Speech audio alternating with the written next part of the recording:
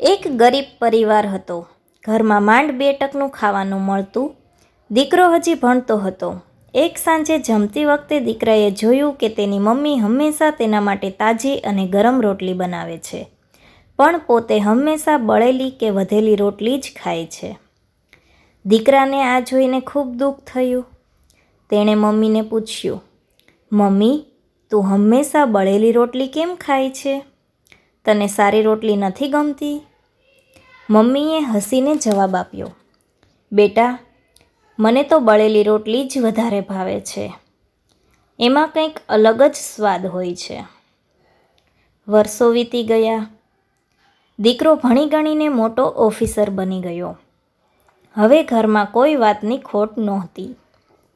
એક દિવસ તેણે જાણી જોઈને રસોડામાં જઈને મમ્મી માટે ગરમ અને મસ્ત રોટલી બનાવી અને પોતાની થાળીમાં બળેલી રોટલી લીધી.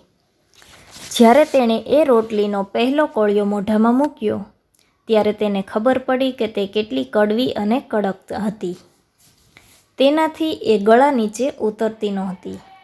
તેની આંખોમાં આંસુ આવી ગયા. તે દોડીને મમ્મી પાસે ગયો અને પૂછ્યું, મમ્મી, આટલી કડવી રોટલી તું વર્ષો સુધી કેવી રીતે ખાઈ શકી? મમ્મીએ શાંતિથી દીકરાના માથે હાથ ફેરવ્યો અને કહ્યું, દીકરા, રોટલી કડવી હતી, પણ મારું મન મીઠું હતું, કારણ કે મને ખબર હતી કે જો હું આ રોટલી ખાઈ લઈશ તો મારા દીકરાને પેટ ભરીને સારી રોટલી મળશે. મા માટે પોતાના સુખ કરતાં સંતાનનું પેટ ભરાય એ વધારે મહત્ત્વનું હોય છે. દીકરો મમ્મીના પગમાં પડી ગયો. તેને સમજાયું કે દુનિયામાં નિસ્વાર્થ પ્રેમ જો ક્યાંય હોય તો તે માના હૃદયમાં છે.